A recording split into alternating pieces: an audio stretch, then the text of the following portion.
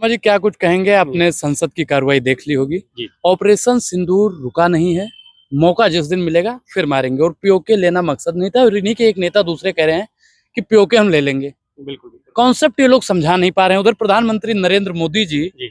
कह रहे हैं कि किसी ने रुकवाया नहीं था, हमने अपने मन से रोका है। बिल्कुल बिल्कुल, वो दरअसल उन्हें अपनी राजनीतिक गिद्ध हैं, वो राजनीतिक रोटी सेकनी होती है, तो अपने मन के हिसाब से चलेंगे।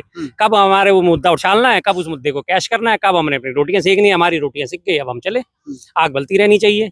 अभी थोड़े दिन पहले की मैं बात करता हूँ, पिछले साल लोकसभा चुनाव से पहले तमाम लोगों ने, अमित शाह जी ने और योगी आदित्यनाथ ने, सबने मुद्दा उठाया था, हमारी सरकार बनवा दो, 6 महीने के अंदर पीओके हमारे पास होगा। सबसे ज्यादा तो इसमें मुखर होकर जो बोले थे योगी आदित्यनाथ बोले थे, 6 महीने में हमारा पीओके हमारे पास होगा। लोगों ने बड़ी तालियां बजाई, बड़ी वाह। सरकार बनी जैसी भी बनी, आप सब जानते हैं, 2 बैसाखियों पे चलने वाली सरकार है।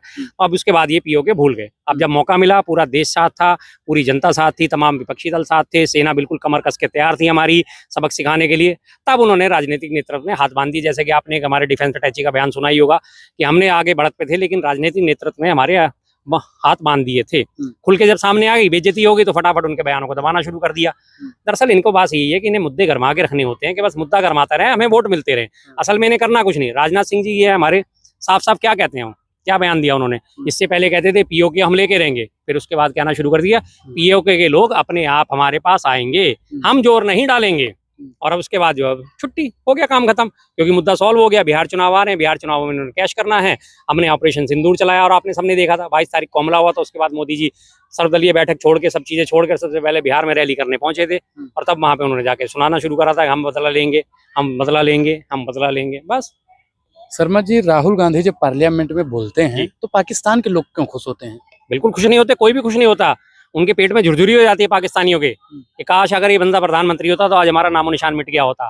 वो खुश इसलिए नहीं होते, वो खुश इसलिए होते हैं कि उन्हें दिखता है कि वहां पे एक कायर बैठा है, एक आत्ममुग्ध व्यक्ति बैठा है इस वक्त जो है प्रधानमंत्री के तौर पे। वो इसलिए खुश होते हैं कि ठीक है, ये व्यक्ति आज ये बात उठा रहा है, शुक्र है अल्लाह का कि आज ये व्यक्ति सत्ता में नहीं है, अगर ये सत्ता में होता तो हमारा नामो निशान मिटा दिया होता। वो इसलिए खुश होते हैं, सिर्फ इसलिए खुश होते हैं वो, और उनके खुश होने का कोई तरीका नहीं है। और वो इसलिए खुश होते हैं जब वो देखते हैं एक आत्ममुग्ध व्यक्ति बैठा हुआ है, जिसे सिर्फ अपनी आत्म प्रशंसा के अलावा कोई काम नहीं है।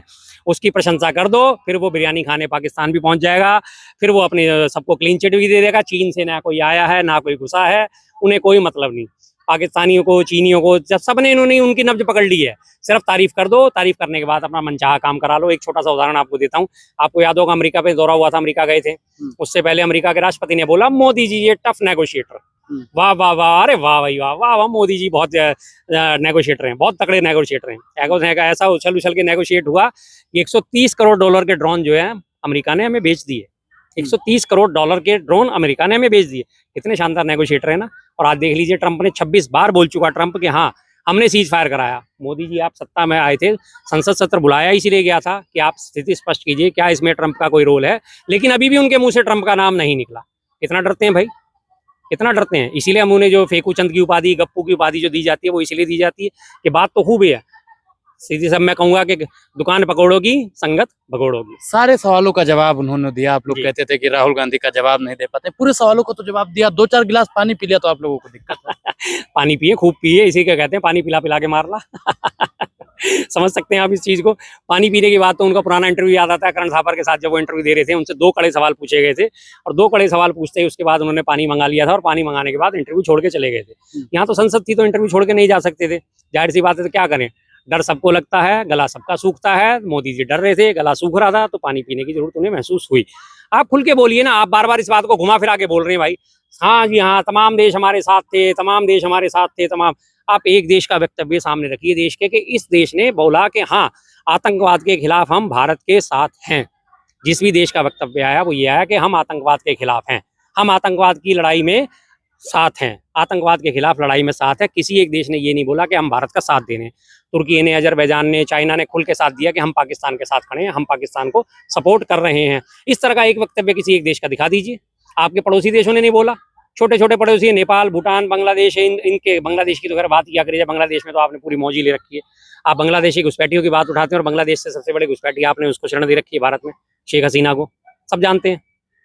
लेकिन शर्मा जी, सीज फायर में अगर डोनाल्ड ट्रंप जी का हाथ होता जी, तो नरेंद्र मोदी जी वो भी बोल देते, सारी बात तो उन्होंने रख दी। जी। डोनाल्ड ट्रंप का ढिंढोरा सिर्फ आप और विपक्ष पीट रहा है, बाकी कुछ डोनाल्ड नहीं। ट्रंप का ढिंढोरा पूरे विश्व में पीटा जा रहा है। डोनाल्ड ट्रंप खुद ढिंढोरा पीट रहे हैं कि मैंने वॉर रुकवाई। तो मोदी जी आप 56 इंच का सीना लेके खड़े हैं, देश आपके साथ खड़ा है। आप बोल दीजिए सीधे सीधा आके ना, एक बार क्लियर बोल दीजिए कि हाँ नहीं, इन्होंने नहीं रुकवाया, हमने रुका, डीजीएमओ के कहने पर रोका, डीजीएमओ ने रिकमेंडेशन दी, हमने रोक दिया। बोल दीजिए। ट्रंप का नाम लेने से आपको डर क्यों लग रहा है? आपकी गिग्गी क्यों बन रही है ट्रंप का नाम लेने में? क्या दिक्कत क्या है आपको? आज हम खुल के कहते हैं, सारे कांग्रेसी खुल के कहते हैं निक्सन निक्सन निक्सन, हम खुल के कहते हैं।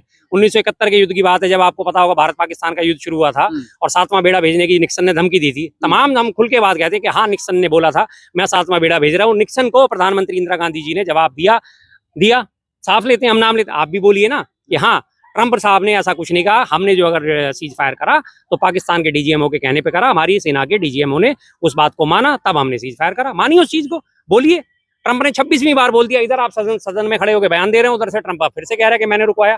फिर आप में हिम्मत नहीं है। लेकिन राजनाथ जी ने कहा कि ऑपरेशन सिंदूर अभी रुका नहीं है जी। जिस दिन पाकिस्तान कुछ करेगा उस दिन हम फिर उसे मारेंगे। घुस के हमारी मारने की आदत है। कभी कहते हैं हमने टेरिटरी क्रॉस नहीं करी, हमने बॉर्डर क्रॉस नहीं करी, कभी कहते हैं हमने घुस के मारा। कहना क्या चाहते हो साहब? यही राजनाथ सिंह है जो अभी चुनावों से पहले कहते थे पीओके हमारा, हम उसे लेके रहेंगे। फिर वो कहते हैं पीओके लेना हमारा मकसद नहीं था। तो फिर आपका मकसद क्या है? अगर पीओके लेना आपका मकसद नहीं तो आप पूर्ववर्ती सरकारों पे उंगली किस हिसाब से उठा सकते हो? लेकिन निशिकांत दुबे ने तो कह दिया कि पीओके तो हम लेके रहेंगे, हमारा है। बस वही है, ये बयानवीर हैं, बयानबाजी करवा सकते हैं, लोगों में जोश भर सकते हैं। हाँ हाँ हाँ हम ले लेंगे, हम ले लेंगे। और जब सदन आता है, सदन में बात आती है और जब वास्तविक कार्रवाई की बात आती है, पीछे हट जाते हैं, रणछोड़दास हो जाते हैं। निशिकांत दुबे जब क्या करें, सरकार की उनकी जी हजूरी करना उनकी मजबूरी है। निशिकांत दुबे जी को आपको पता होगा 100 करोड़ उनकी पत्नी ने जो है बैंकों से कर्ज लिया था, बैंकों से कर्ज नहीं चुका पाए, बैंक ने एफआईआर दर्ज करा दी उनके खिलाफ, उनकी संपत्ति अटैच कर ली। उसी संपत्ति को उन्होंने वापस दोबारा से 7 करोड़ में फिर खरीद लिया, जिस संपत्ति के लिए लोन लिया था। अब वो तो इस मसले में फंसे पड़े हैं, तो वो क्या करें? उनको तो प्रधानमंत्री की जय जयकार करनी पड़ेगी, क्योंकि उन्हें बच के निकलना है तो प्रधानमंत्री के चरणों में जाना ही पड़ेगा। और रही बात निशिकांत दुबे साहब की, आप लाइए पीओके, जिस दिन आप पीओके ले आएंगे उस दिन हम पूर्ववर्ती सरकारों पर सवाल उठाना बंद कर देना। अगर आप नहीं ला सकते तो पूर्ववर्ती सरकारों पर सवाल उठाना बंद कर दीजिए कि आपने पीओके तब नहीं लिया, आपने पीओके तब नहीं लिया, नेहरू जी की वजह से पीओके चला गया, इंदिरा जी ने पीओके नहीं लिया। आप अगर ला सकते हो तब आप कहो कि हम ले आए, अब हम बोलो, तब हम कहेंगे हाँ जी आपने सही करा और पिछली सरकारें गलत थी। लेकिन आपने देखा होगा उन्होंने कहा कि नेहरू इसका जिम्मेदार है। जो घटनाएं हो रही हैं, चाहे पीओके की, पहलगाम की हो या पुलवामा की, जिम्मेदारी तो नेहरू की है ना। नेहरू की वजह से सब हो रहा है। बिल्कुल। मैं आपको अपने परिवार से एक उदाहरण देता हूँ। मेरे दादाजी ने जो है मोदी नगर हम जाते हैं, मेरठ जाते हैं, तो मोदी नगर में बीच में एक मंदिर पड़ता है, स्वामीनारायण मंदिर, मोदी मिल के ठीक सामने। वो पूरी जमीन हमारी थी, मेरे दादाजी की थी। मेरे दादाजी ने वहाँ के जो मोदी हैं, गुजरमल मोदी, उनको वो बेच दी, बहुत कम दामों में बेच दी।